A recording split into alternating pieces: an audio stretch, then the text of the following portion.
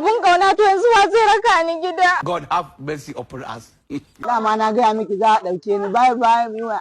Allah bai dan Allah ka yi haƙuri Allah.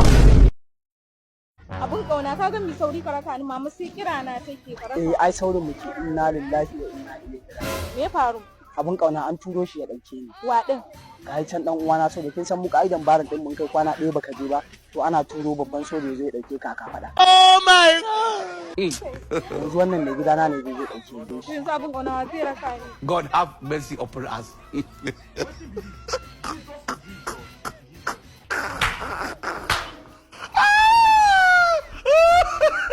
My friend is soja.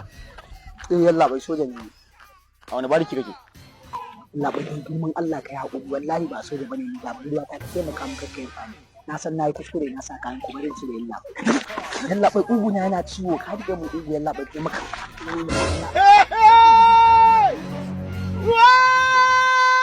Abun kauna to yanzu wa zai raka ni gida. God have mercy upon us.